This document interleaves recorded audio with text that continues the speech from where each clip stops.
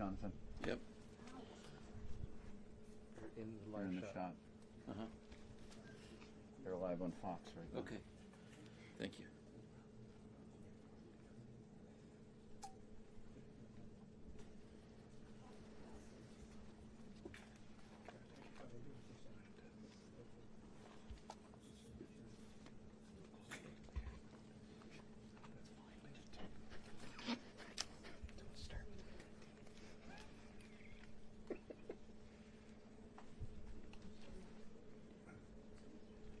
Here, watch out your lenses.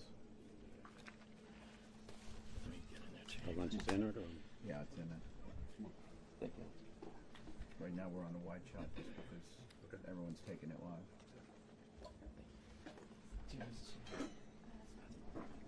This is okay?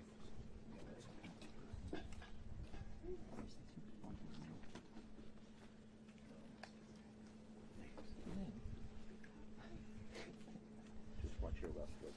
Yeah. Left foot? Yeah, you're fine. Left foot. Left foot. Thank you.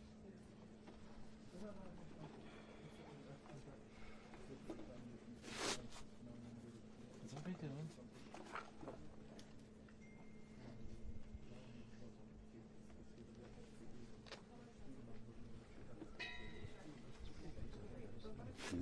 I can't believe they got us in this quickly. Yeah. The hotel I took know, here it was such and a we're all no, it's set not up. me. I thought this was going to take hours. Wedge. Wedge. Wedge. Do you know what you're doing? Do you know what you're doing? Sir. Sir.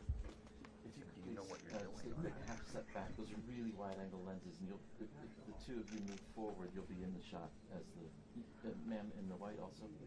The farther y'all press forward, the more you're going to be in these shots. They're super wide angle. Thanks, Julio. Thank you.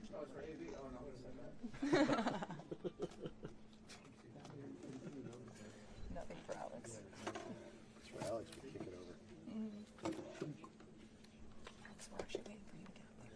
Oh, no, no, no, no. Oh, no, no, no, no. Live speech, buddy. Right, so you're still in there for the walk-up? Yeah. And then I'm going to push in. Okay.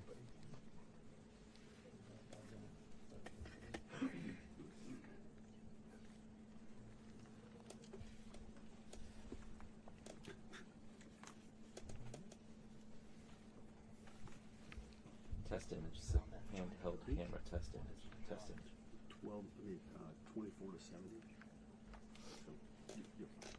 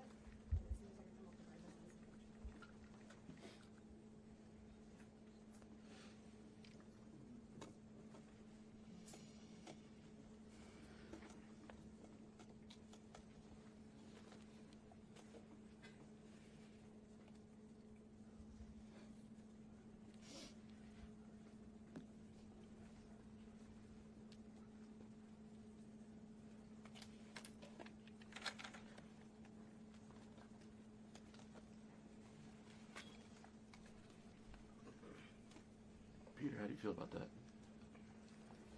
I'm fine with that.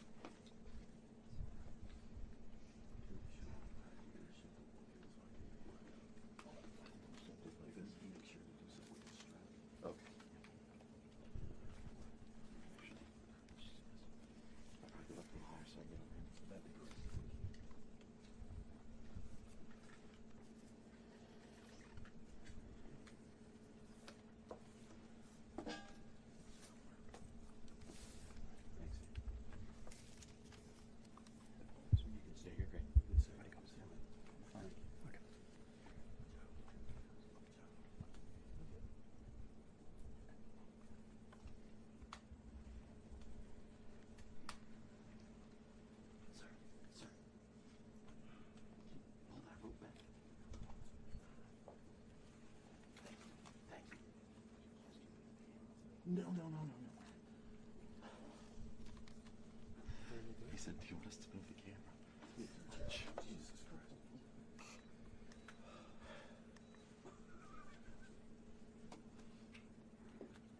I remember my first day. This is the second cookie. 33 years ago. You get out.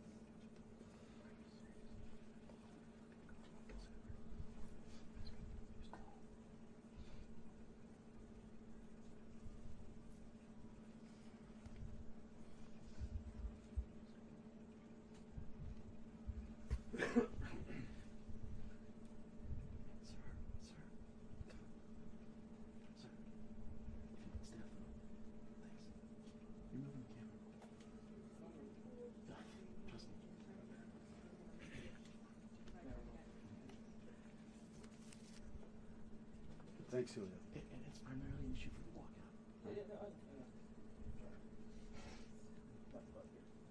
The rope is pushing it. Thank you. Thank you. Thanks, Julio.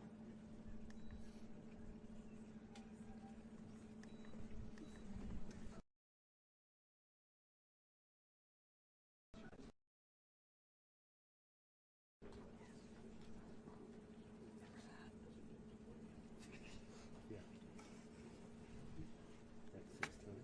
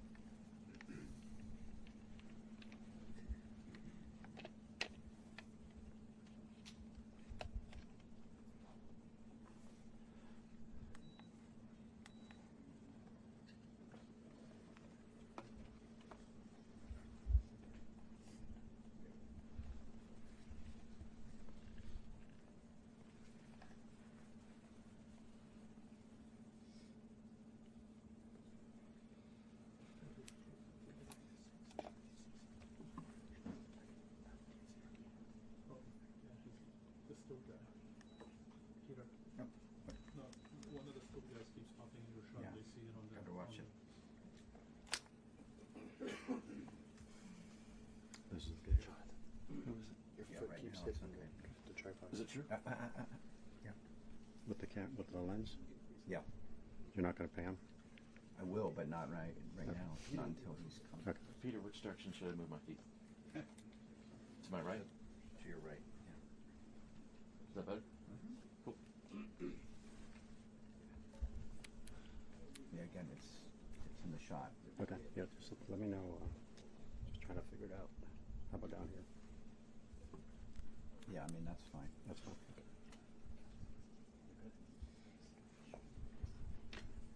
Like that's okay? Yeah.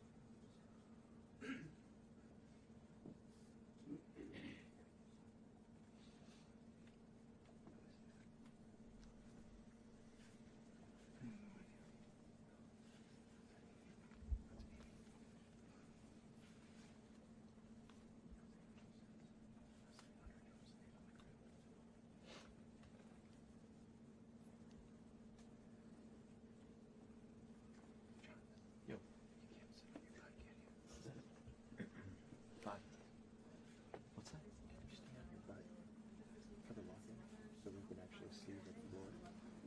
All I do is a bald head. Can you be 6'2"? No. If I'm on my butt, I can't see over their heads. I never remote. Sam, look up. Let's see over whose head. You mean Tierney?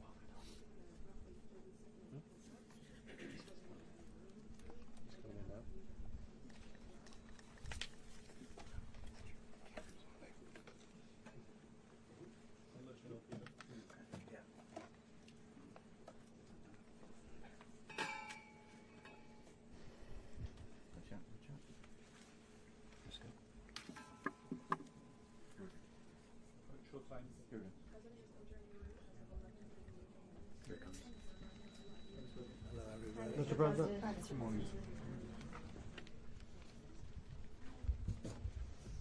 Okay, thank you very much. This is big stuff. We appreciate you being here.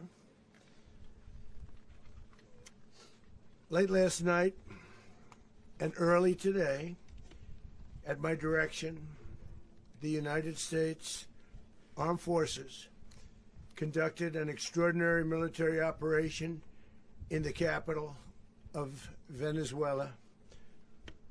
Overwhelming American military power, air, land, and sea, was used to launch a spectacular assault. And it was an assault like people have not seen since World War II. It was a force against a heavily fortified military fortress in the heart of Caracas to bring outlaw dictator Nicolas Maduro to justice. This was one of the most stunning, effective, and powerful displays of American military might and competence in American history. And if you think about it, we've done some other good ones, like the attack on Soleimani, the attack on al-Baghdadi, and the obliteration and decimation of the Iran nuclear sites just recently in an operation known as Midnight Hammer, all perfectly executed and done. No nation in the world could achieve what America achieved yesterday, or frankly in just a short period of time. All Venezuelan military capacities were rendered powerless as the men and women of our military, working with U.S. law enforcement, successfully captured Maduro in the dead of night. It was dark. The lights of Caracas were largely turned off due to a certain expertise that we have. It was dark and it was deadly. But captured along with his wife, Celia Flores, both of whom now face American justice. Maduro and Flores have been indicted in the Southern District of New York, it's Jay Clayton, for their campaign of deadly narco-terrorism against the United States and its citizens. I want to thank the men and women of our military who achieved such an extraordinary success overnight with breathtaking speed, power, precision, and competence. You rarely see anything like it. You've seen some raids in this country that didn't go so well.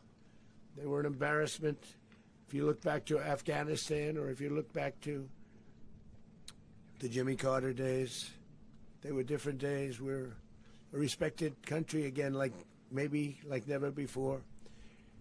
These highly trained warriors, operating in collaboration with U.S. law enforcement, caught them in a very ready position. They were waiting for us. They knew we had many ships out in the sea, just sort of waiting. They knew we were coming. So they were in what's called a ready position. But they were completely overwhelmed and very quickly incapacitated. If you would have seen what I saw last night, you would have been very impressed. I'm not sure that you'll ever get to see it, but it was an incredible thing to see. Not a single American service member was killed, and not a single piece of American equipment was lost. We had many helicopters, many planes, many people involved in that fight. But think of that, not one piece of military equipment was lost, not one service member was, more importantly, killed. The United States military is the strongest and most fearsome military on the planet by far, with capabilities and skills our enemies can scarcely begin to imagine. We have the best equipment anywhere in the world. There's no equipment like what we have, and you see that even if you just look at the boats. You know, we've knocked out 97% of the drugs coming in by sea. 90%. Each boat kills 25, on average, 25,000 people. We knocked out 97%. And those drugs mostly come from a place called Venezuela. We're going to run the country until such time as we can do a safe, proper, and judicious transition. So we don't want to be involved with having somebody else get in, and we have the same situation that we had for the last long period of years. So we are going to run the country until such time as we can do a safe, proper, and judicious transition. And it has to be judicious because that's what we're all about. We want peace, liberty, and justice for the great people of Venezuela, and that includes many from Venezuela that are now living in the United States and want to go back to their country. It's their homeland. We can't take a chance that somebody else takes over Venezuela that doesn't have the good of the Venezuelan people in mind. We've had decades of that. We're not going to let that happen. We're there now, and what people don't understand, but they understand as I say this, we're there now, but we're going to stay until such time as the proper transition can take place. So we're going to stay until such time as we're going to run it, essentially, until such time as a proper transition can take place. As everyone knows, the oil business in Venezuela has been a bust, a total bust, for a long period of time. They were pumping almost nothing by comparison to what they could have been pumping and what could have taken place. We're going to have our very large United States oil companies, the biggest anywhere in the world, go in, spend billions of dollars, fix the badly broken infrastructure, the oil infrastructure, and start making money for the country. And we are ready to stage a second and much larger attack if we need to do so. So we were prepared to do a second wave if we needed to do so. We actually assumed that a second wave would be necessary, but now it's probably not. The first wave, if you'd like to call it that, the first attack was so successful, we probably don't have to do a second, but we're prepared to do a second wave, a much bigger wave, actually. This was pinpoint, but we have a much bigger wave that probably won't have to do. This partnership of Venezuela with the United States of America, a country that everybody wants to be involved with because of what we were able to do and accomplish, will make the people of Venezuela rich, independent, and safe. And it will also make the many, many people from Venezuela that are living in the United States extremely happy. They suffered. They suffered. So much was taken from them. They're not going to suffer anymore. The illegitimate dictator Maduro was the kingpin of a vast criminal network responsible for trafficking colossal amounts of deadly and illicit drugs into the United States. As alleged in the indictment, he personally oversaw the vicious cartel known as Cartel de las Solas, which flooded our nation with lethal poison, responsible for the deaths of countless Americans, many, many Americans. Hundreds of thousands over the years of Americans died because of him. Maduro and his wife will soon face the full might of American justice and stand trial on American soil. Right now they're on a ship they'll be heading to, ultimately, New York, and then a decision will be made, I assume, between New York and Miami or Florida. But we have people where the overwhelming evidence of their crimes will be presented in a court of law. And I've seen it. I've seen what we have. It's both horrible and breathtaking that something like this could have been allowed to take place. For many years after his term as president of Venezuela expired, Maduro remained in power and waged a ceaseless campaign of violence, terror, and subversion against the United States of America, threatening not only our people, but the stability of the entire region.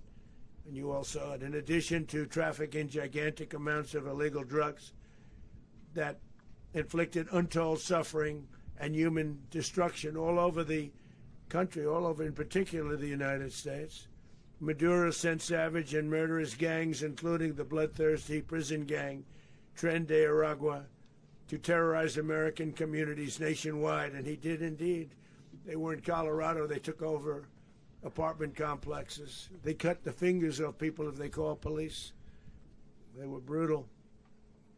But they're not so brutal now. And I just have to congratulate our military, Pete and everybody, and our National Guard, because the job that they've done, whether it's in Washington, D.C., where we have a totally safe city, where it was one of the most unsafe cities anywhere in the world, frankly, and now we have no crime in Washington, D.C. We haven't had a killing. We had the terrorist attack a few weeks ago. A little bit of a different kind of a threat, but we haven't had a killing in a long period of time, 6-7 months. We used to have two, on average, 2 a week in Washington, our capital. We don't have that anymore. The restaurants are opening. Everyone's happy. They're going, they're walking their daughters, they're walking their children, their wives. They walk to restaurants. Restaurants are opening all over Washington, D.C. So I want to thank the National Guard. I want to thank our military. And I want to thank law enforcement. It's been amazing. And they should do it with more cities. We're doing it, as you know, and we're doing it in Memphis, Tennessee right now, and crime is down. We've just sort of started a few weeks ago, but crime is down now 77%. And the governor of Louisiana called, great person, and he wanted us to help him, as you know, in a certain very nice part of Louisiana. And we have done that. And it was a rough section, and we have crime down. I understand it's down to almost nothing already after 2.5 weeks. New Orleans, it's down to almost nothing, and we've only been there for 2.5 weeks. Can't imagine why governors wouldn't want us to help.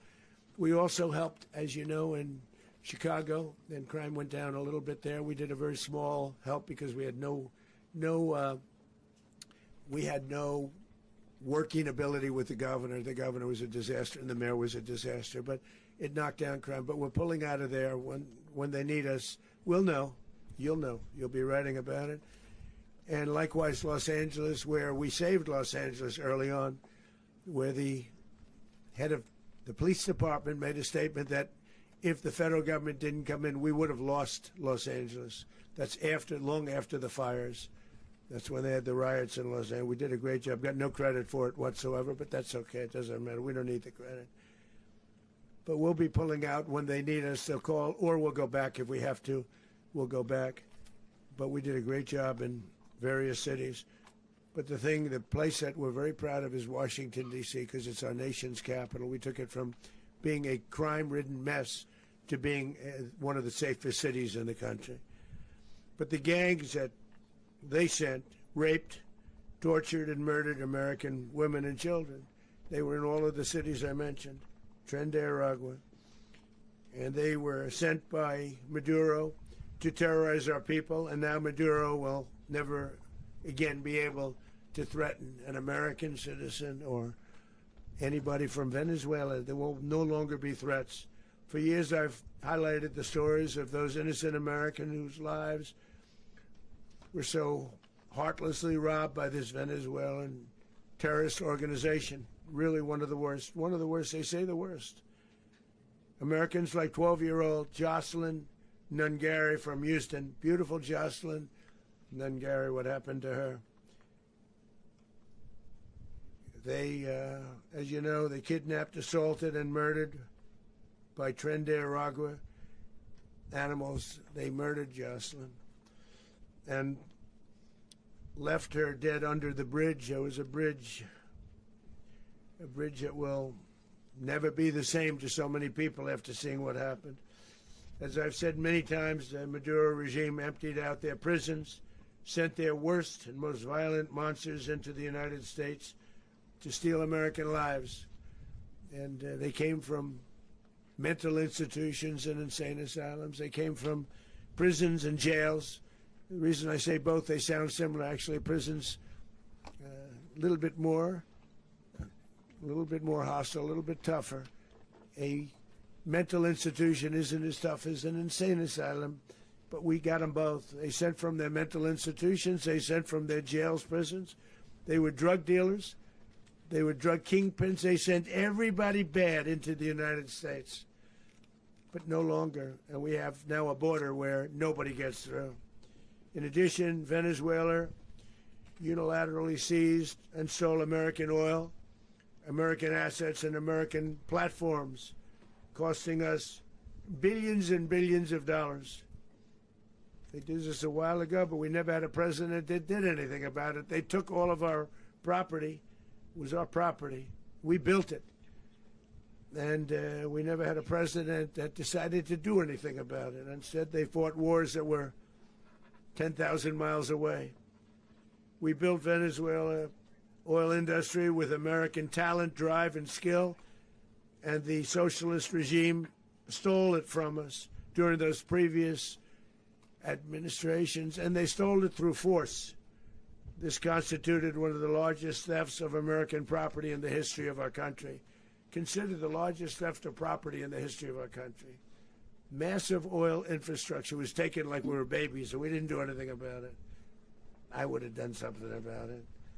America will never allow foreign powers to rob our people or drive us back into and out of our own hemisphere. That's what they did. Furthermore, under the now deposed dictator Maduro, Venezuela was increasingly hosting foreign adversaries in our region and acquiring menacing offensive weapons that could threaten U.S. interests and lives. And they used those weapons last night. Potentially in league with the cartels operating along our border. All of these actions were in gross violation of the core principles of American foreign policy, dating back more than 2 centuries, and not anymore. All the way back, it dated to the Monroe Doctrines, and the Monroe Doctrine is a big deal, but we've superseded it by a lot, by a real lot. They now call it the Monroe Document. I don't know. It's Monroe Doctrine. We sort of forgot about it. It was very important, but we forgot about it. We don't forget about it anymore. Under our new national security strategy, American dominance in the Western Hemisphere will never be questioned again. Won't happen. So just in concluding, for decades, other administrations have neglected or even contributed to these growing security threats in the Western Hemisphere. Under the Trump administration, we are reasserting American power in a very powerful way in our home region. And our home region is very different than it was just a short while ago. The future will be, and we did this in my first term. We had great dominance in my first term, and we have far greater dominance right now. Everyone's coming back to us. The future will be determined by the ability to protect commerce and territory and resources that are core to national security. These are core to our national security. Just like tariffs are, they've made our country rich, and they've made our national security stronger than ever before.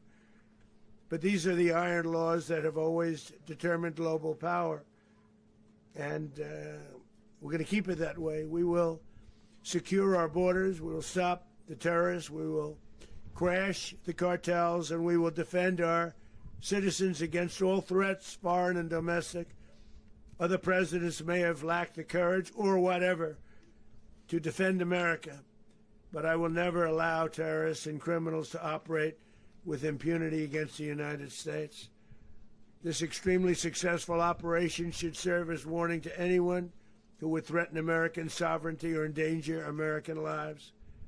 Very importantly, the embargo on all Venezuelan oil remains in full effect.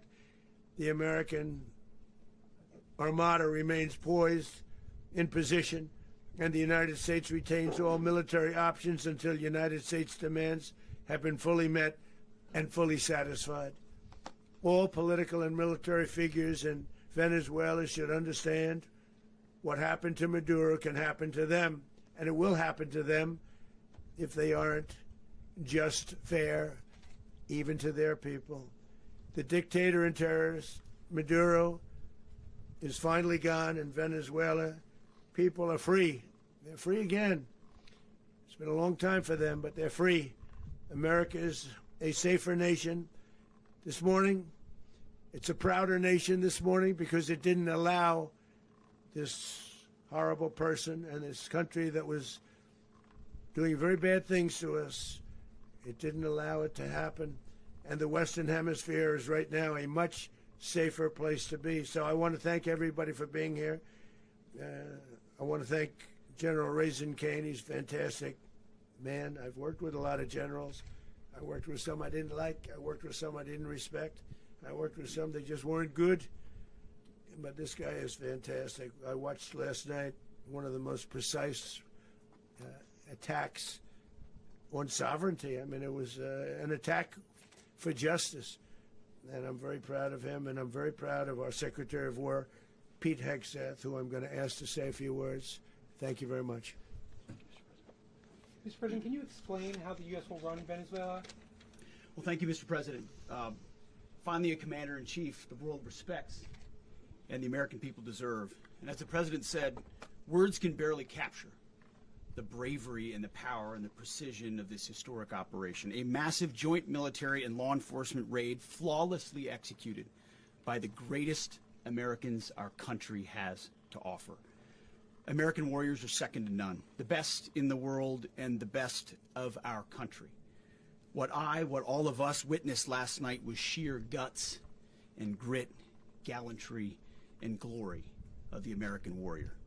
I'm simply humbled by such men, and I tip my hat to our chairman, Dan Raisin Kane, and all those Americans who stood watch last night. Our warriors are the elite of America, and again, President Trump has your back. No other country on planet Earth, and it's not even close, could pull this kind of operation off. And no other president has ever shown this kind of leadership, courage, and resolve. The most powerful combination the world has ever seen. As the President said, our adversaries remain on notice. America can project our will anywhere, anytime. The coordination, the stealth, the lethality, the precision, the very long arm of American justice, all on full display in the middle of the night. Nicolas Maduro had his chance, just like Iran had their chance, until they didn't and until he didn't. He effed around, and he found out. President Trump is deadly serious about stopping the flow of gangs and violence to our country. Deadly serious about stopping the flow of drugs and poison to our people. Deadly serious about getting back the oil that was stolen from us. And deadly serious about reestablishing American deterrence and dominance in the Western Hemisphere. This is about the safety, security, freedom, and prosperity of the American people. This is America first. This is peace through strength. And the United States War Department is proud to help deliver it. Welcome to 2026, and under President Trump, America is back. I'd like to welcome now our chairman, Chairman Raisin Kane, to give a few more details about the operation. Mr. Chairman. Thank you, Mr. Secretary. Thank you, Mr. President, and good morning. Last night, on the order of the President of the United States and in support of a request from the Department of Justice, as the President said, the United States military conducted an apprehension mission in Caracas, Venezuela, to bring to justice two indicted persons, Nicolas and Cecilia Maduro. This operation, known as Operation Absolute Resolve, was discreet, precise, and conducted during the darkest hours of January 2nd and was the culmination of months of planning and rehearsal, an operation that, frankly, only the United States military could undertake. What I'd like to do this morning is talk to you through some of the preparation and the details without compromising any of our tactics, techniques, and procedures. There is always a chance that we'll be tasked to do this type of mission again. Our interagency work began months ago and built on decades of experience of integrating complex air, ground, space, and maritime operations.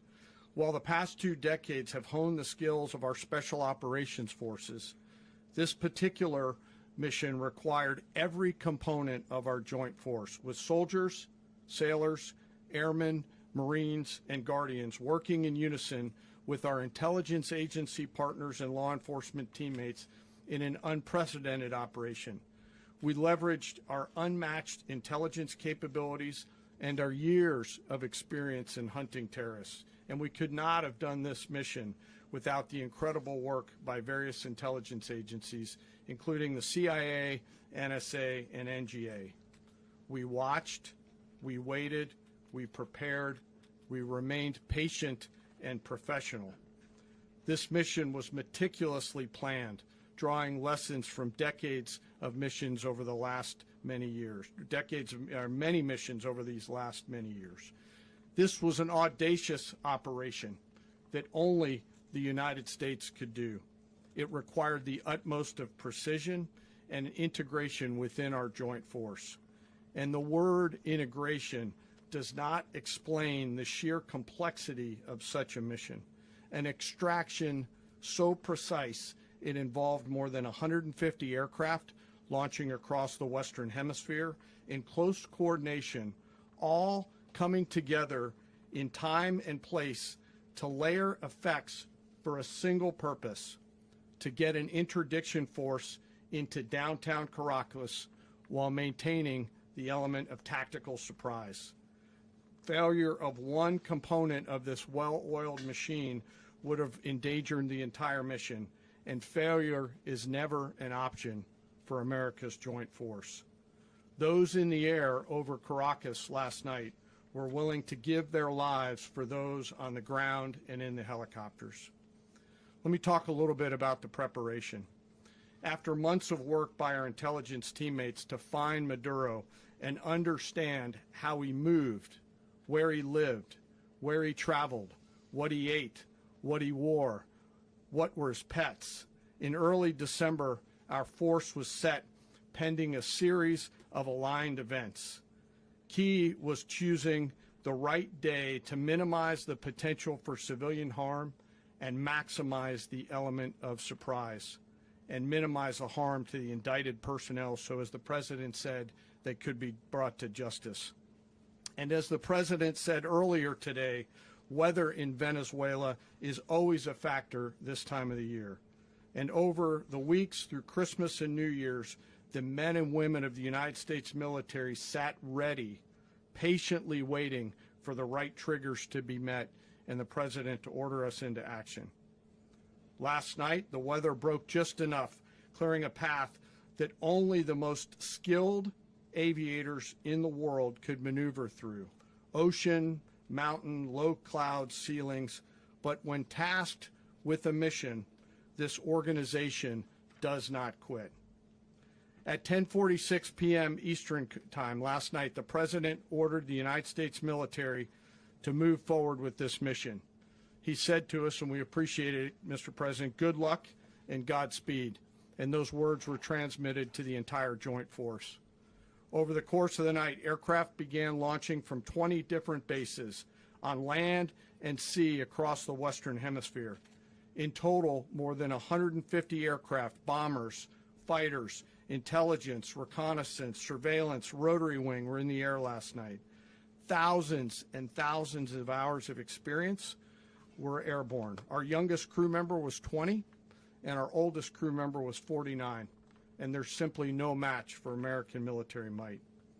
As the night began, the helicopters took off with the extraction force, which included law enforcement officers, and began their flight into Venezuela at 100 feet above the water. As they approached Venezuelan shores, the United States began layering different effects provided by Spacecom, Cybercom, and other members of the interagency to create a pathway. Overhead, those forces were protected by aircraft from the United States Marines, the United States Navy, the United States Air Force, and the Air National Guard. The force included F-22s, F-35s, F-18s, EA-18s, E-2s, B-1 bombers, and other support aircraft, as well as numerous remotely piloted drones. As the force began to approach Caracas, the Joint Air Component began dismantling and disabling the air defense systems in Venezuela, employing weapons to ensure the safe passage of the helicopters into the target area. The goal of our air component is, was, and always will be to protect the helicopters and the ground force and get them to the target and get them home. As the force crossed the last point of high terrain where they'd been hiding in the clutter, we assessed that we had maintained totally the element of surprise. As the helicopter force ingressed towards the objective at low level, we arrived at Maduro's compound at 1:01 a.m. Eastern Standard Time, or 2:01 a.m. Caracas local time, and the apprehension force descended into Maduro's compound and moved with speed, precision, and discipline towards their objective, and isolated the area to ensure the safety and security of the ground force while apprehending the indicted persons. On arrival into the target area, the helicopters came under fire, and they replied with that fire with overwhelming force in self-defense. One of our aircraft was hit but remained flyable, and as the President said earlier today, all of our aircraft came home, and that aircraft remained flyable during the rest of the mission. As the operation unfolded at the compound, our air and ground intelligence teams provided real-time updates to the ground force, ensuring those forces could safely navigate the complex environment without unnecessary risk. The force remained protected by overhead tactical aviation. Maduro and his wife, both indicted, gave up and were taken into custody by the Department of Justice, assisted by our incredible U.S. military with professionalism and precision, with no loss of U.S. life. After securing the indicted persons, the force began to prep for departure. Helicopters were called in to exfiltrate the extraction force, while fighter aircraft and remotely piloted aircraft provided overhead coverage and suppressive fire. There were multiple self-defense engagements as the force began to withdraw out of Venezuela. The force successfully exfiltrated and returned to their afloat launch bases, and the force was over the water at 3:29 a.m. Eastern Standard Time with indicted persons on board. And both Maduro and his wife were embarked aboard the USS Iwo Jima. In closing, what we've witnessed today is a powerful demonstration of America's joint force.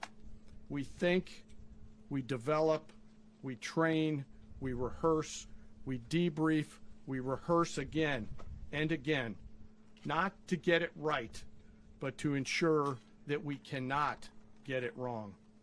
Our jobs are to integrate combat power so when the order comes, we can deliver overwhelming force at the time and the place of our choosing against any foe anywhere in the world. I am immensely proud today of our joint force and filled with gratitude to represent them here today. There is simply no mission too difficult for these incredible professionals and the families that stand by them and support them. As we stand here this morning, our forces remain in the region at a high state of readiness, prepared to project power, defend themselves, and our interests in the region. This operation is a testament to the dedication and unwavering commitment to justice and our resolve to hold accountable those who threaten peace and stability. In closing, I want to express my heartfelt gratitude to the brave men and women who executed this mission. Their courage and tireless commitment to our nation are what makes us strong. Thank you, Mr. Secretary, and thank you, Mr. President. Well, I don't have much to add to what you've heard now, other than the following points. Nicolas Maduro was indicted in 2020 in the United States. He is not the legitimate president of Venezuela. That's not just us saying it. the first Trump administration, the Biden administration, the second Trump administration. None of those three recognized him. He's not recognized by the European Union and multiple countries around the world. He is a fugitive of American justice with a $50 million reward, which I guess we saved $50 million. And We should make sure. yeah, exactly. But Don't let anybody claim it. Nobody deserves it but us. But I want to be clear about one thing. Nicolas Maduro had multiple opportunities to avoid this. He was provided multiple very, very, very generous offers and chose instead to act like a wild man, chose instead to play around. And the result is what we saw tonight. The other message here is the following. You have a guy, like many people around the world, they like to play games. You have a guy who decides he's going to invite Iran into his country, is going to, do the confiscation of American oil companies, is going to flood our country with gang members, is going to take Americans prisoner and try to hold them for hostage and trade them like he was able to do with the Biden administration. Basically likes to play games all this time and thinks nothing's going to happen. And I hope what people now understand is that we have a president. The 47th president of the United States is not a game player. When he tells you that he's going to do something, when he tells you he's going to address a problem, he means it. He actions it. I can tell you, I've watched this process now for 14, 15 years, been around it. Everybody talks. I'm going to do this. I'm going to do that. When I get there, we're going to do this. We're going to take. This is a president of action. Like, I don't understand yet how they haven't figured this out. And now, if you don't know, now you know. Because this is the way it's going to play out. And I think people need to understand that this is not a president that just talks and does letters and press conferences. And, if he says he's serious about something, he means it. And this is something that was a direct threat to the national interest of the United States. And the president addressed it. This is a president of peace, by the way. I told you what I just said earlier. This guy had multiple opportunities to find his way somewhere else and figure out another. He could have been living somewhere else right now very happy. But instead, he wanted to play big boy. And so now, he's got other sets of problems on his hands. And but I think the message here should be for the world. Look, the president doesn't go out looking for people to pick fights with. He's not generally wants to get along with everybody. We'll talk and meet with anybody. But don't play games. Don't play games with this president's in office because it's not going to turn out well. And so I hope that, I guess that lesson was learned last night, and we hope it'll be instructive moving forward. Is that a message for Cuba? Mr. President. Mr. President, you said that the U.S. is going to run Venezuela. So who's in power right now? Well, we're going to be running it with a group, and we're going to make sure it's run properly. We're going to rebuild the oil infrastructure, which will cost billions of dollars. It'll be paid for by the oil companies directly. They will be reimbursed for what they're doing, but it's going to be paid. And we're going to get the oil flowing the way it should be. As you know, it was just a minor flow. It was actually a minor flow for what they have. But we're going to run it properly, and we're going to make sure the people of Venezuela are taken care of. We're going to make sure the people that were forced out of Venezuela by this thug are also taken care of. Mr. President. Does the U.S. running the country mean that U.S. troops will be on the ground? How will that work? Well, they always say boots on the ground. So we're not afraid of boots on the ground if we have to have. We had boots on the ground last night at a very high level, actually. We're not afraid of it. We don't mind saying it. But we're going to make sure that that country is run properly. We're not doing this in vain. This is a very dangerous attack. This is an attack that could have gone very, very badly. Could have gone very badly. We could have lost a lot of people last night. We could have lost a lot of dignity. We could have lost a lot of equipment. The equipment is less important, but we could have lost a lot. And we're going to make sure that this is proper. We're there now. We're ready to go again if we have to. We're going to run the country right. It's going to be run very judiciously, very fairly. It's going to make a lot of money. We're going to give money to the people. We're going to reimburse people that were taken advantage of. We're going to take care of everybody. It's very important. We couldn't let them get away with it. They stole our oil. We built that whole industry there, and they just took it over like we were nothing. And we had a president that decided not to do anything about it.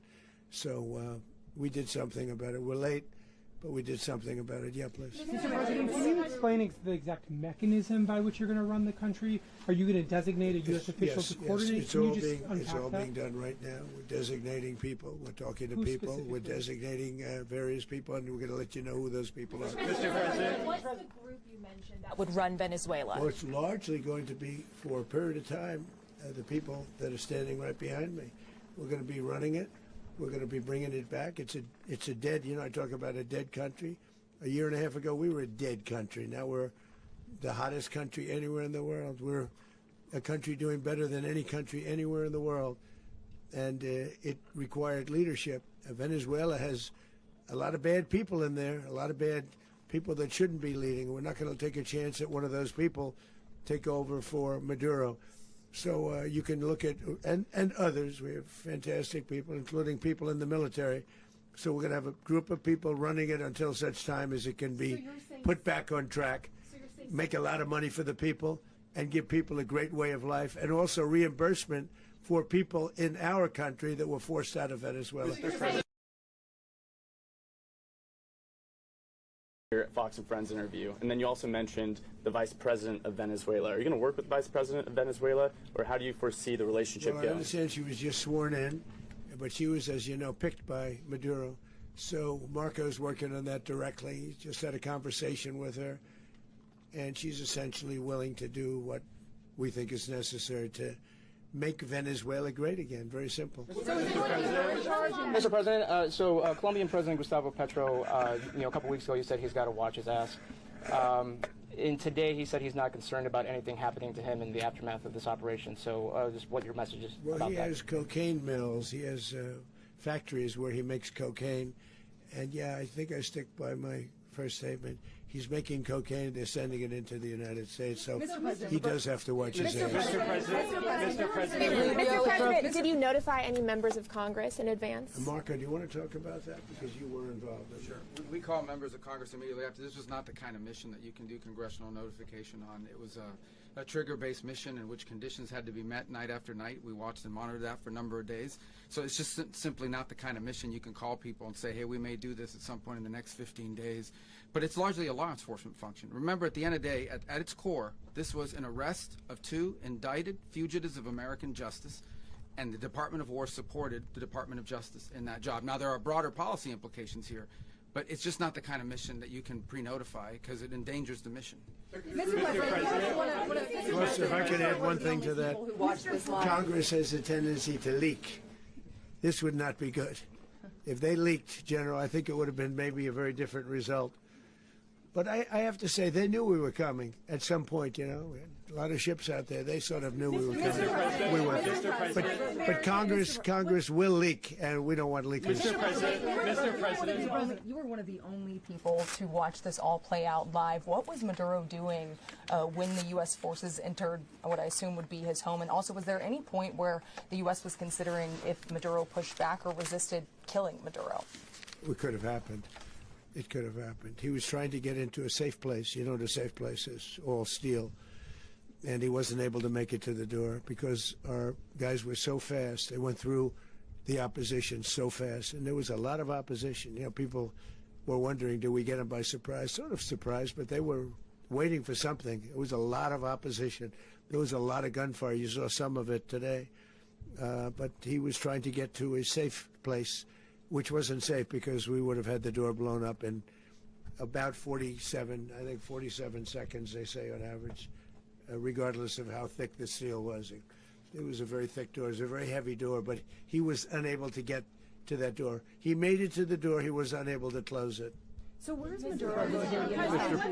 Go ahead, finish. Where is Maduro going to be in the time being right now? Do you know his exact Well, whereabouts? eventually, ultimately, in the near future, he's going to be brought to New York. And where is he going to be held? Where is he going to be held in New York? Do you know? That's going to be up to the officials that do these things. Mr. President, the U.S. has something of a mixed track record of ousting dictators without necessarily a plan for what comes afterwards. Not with Did me, that weigh on your decision Well, that's making? why we had different presidents, but with me, that's not true. With me, we've had a perfect track record of winning. We win a lot, and we win. If you look at Soleimani, you look at al-Baghdadi, you look at the Midnight Hammer. Midnight Hammer was incredible. Right now, you wouldn't have peace in the Middle East. We have essentially peace in the Middle East because of that. If we weren't successful with Midnight Hammer, you wouldn't have peace in the Middle East. So with me, you've had a lot of victory. You've had only victories. You've had no losses. Yeah. Mr. President, can you? How long do you expect the U.S. to run Venezuela, and how soon do you want the Venezuelan people to hold elections? So I'd like to do it quickly, but it takes a period of time. You know, we're rebuilding. We have to rebuild their whole infrastructure. The infrastructure is rotted. It's actually very dangerous. It's blow-up territory. Oil is very dangerous. It's a very dangerous thing to take out of the ground. It can kill a lot of people. It has killed a lot of people doing just that. The infrastructure is old. It's rotted. Much of it is stuff that we put there 25 years ago, and we're going to be replacing it. And we're going to take a lot of money out so that we can take care of the country. Are you saying that Secretary Rubio and Mr. President, China, Russia, and Iran have interests in Venezuela. How does this operation affect your relationships with them when it comes to the oil and drugs? In terms of China and Russia, Russia when we get things straightened out. But in terms of other countries that want oil, we're in the oil business. We're going to sell it to them. We're not going to say we're not going to. In other words, we'll be selling oil, probably in much larger doses because they couldn't produce very much because their infrastructure was so bad. So we'll be selling large amounts of oil to other countries, many of whom are using it now, but I would say many more will come. Are you saying that, Mr. President, are you saying that? Oh.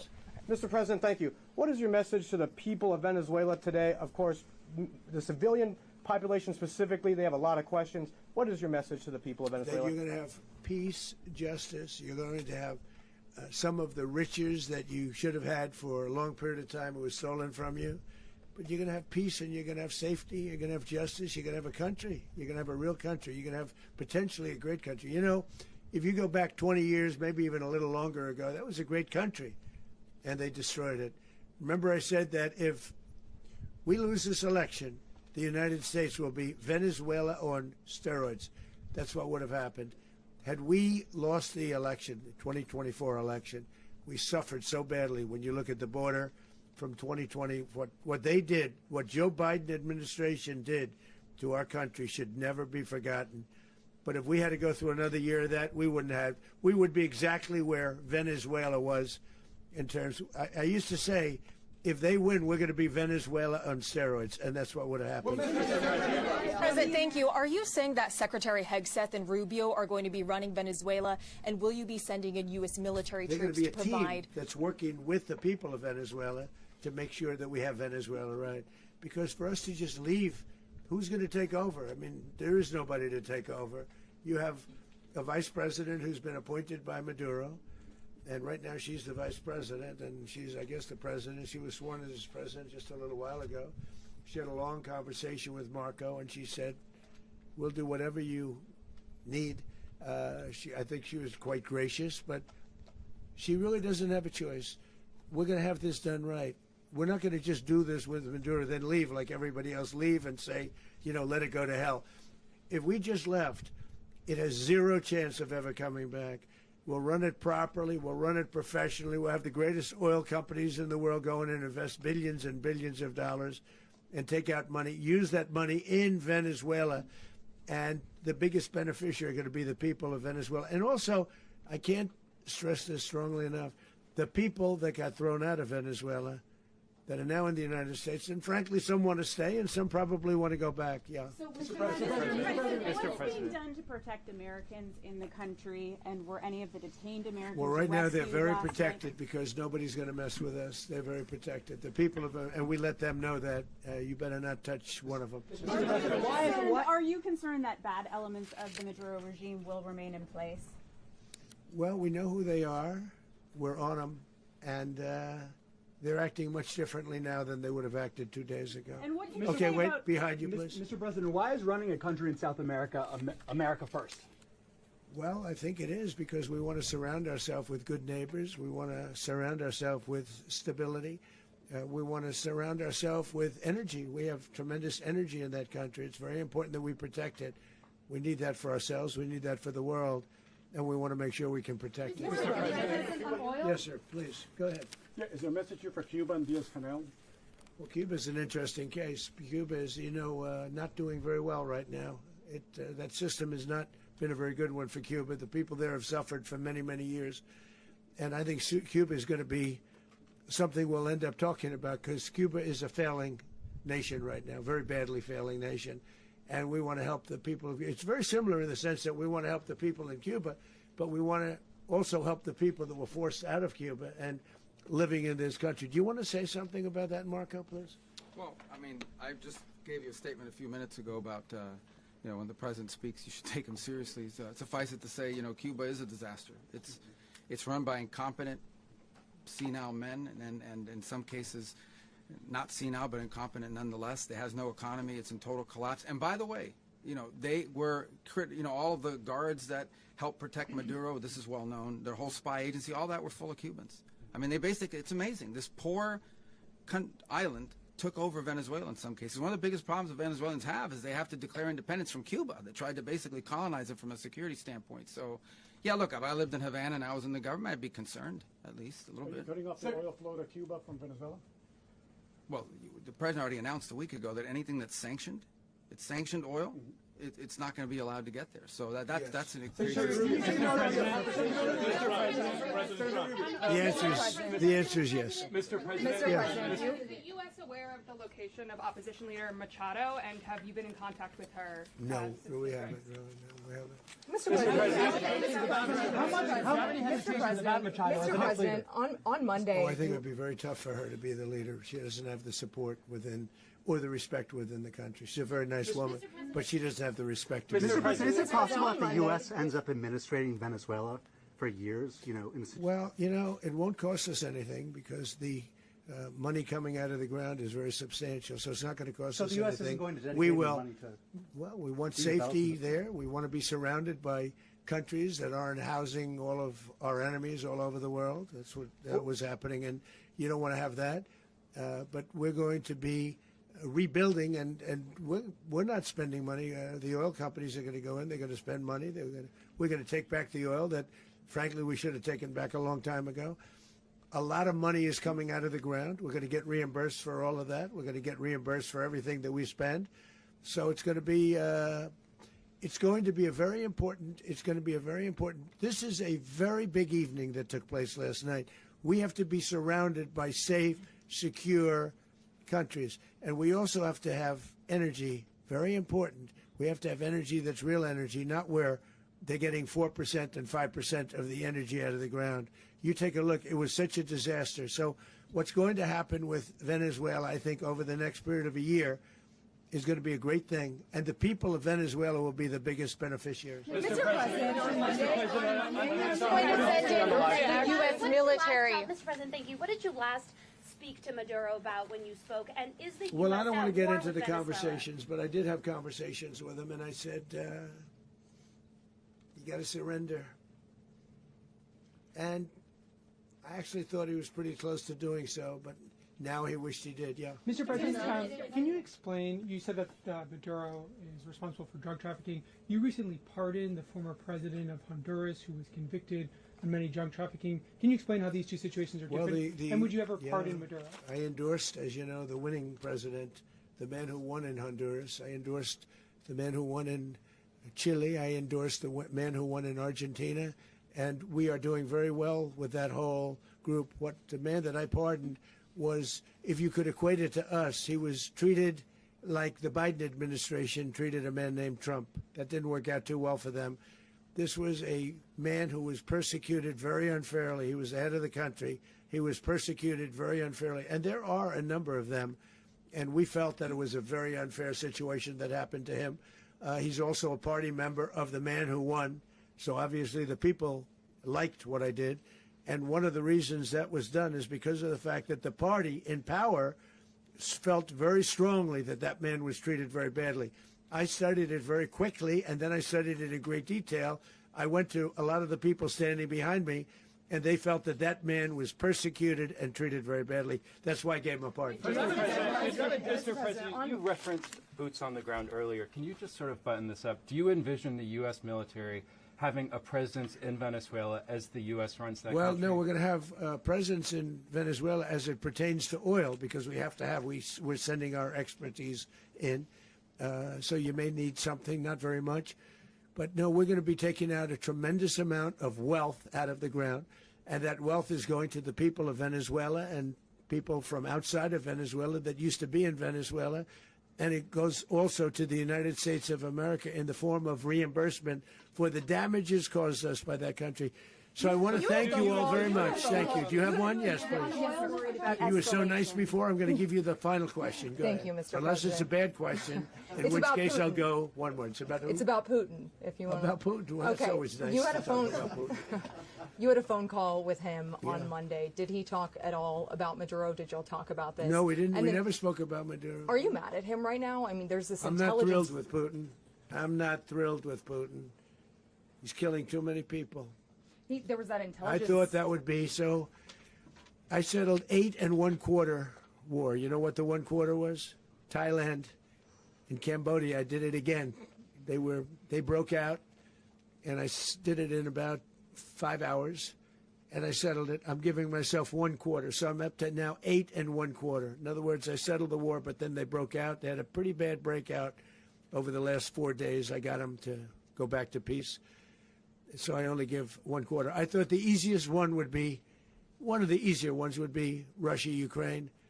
It's not. And they both have done some pretty bad things. And look, that's Biden's war. That's not my war. But I want to stop the lives. Did you see where last month, 30,000, it was 27,000 the month before. 30,000, mostly soldiers, were killed this last month. 30,000. I want to stop that.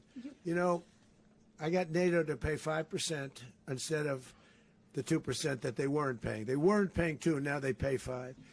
And we send them a lot of munitions. We send them a lot of things, missiles and various other things, a lot. And they pay. The United States is not losing money. We're probably making money on that. It's the last thing I care about. I just want to stop all those people. We're losing 25,000, 30,000 human beings that come from 2 places that are very far away. But if I can stop, because it's something I've been pretty good at doing, deals, I guess. It's all a deal. Life is a big deal. But if I can stop that war and stop 30,000 young people, in addition to the fact that people are being killed in Kiev, people are being killed in other cities throughout, you know, a much smaller number, but they're being killed, viciously killed. So I'm not happy about it. I thought that would be something that would get solved. We have Mr. Witkoff here. I think that we're making progress, but that's a war that should have never happened. If I were president, it would have never happened. Putin says it. Everybody says it. If I were president, that would have never happened. But I inherited that war. That was Joe Biden, Zelensky, and Putin. I came into the situation, and it's a mess. And I will say this. I watched an operation last night that was so precise, that was so brilliant. I mean, it was incredible. If we had our people, like this general and our people involved, that war would not have gone on very long, that I can tell you. told me That war, to use an old term, that war has become a bloodbath. And we want it to get stopped. Thank you very much. Are you concerned a rogue Venezuelan general can take over the country? Can you talk about your conversation with the vice president?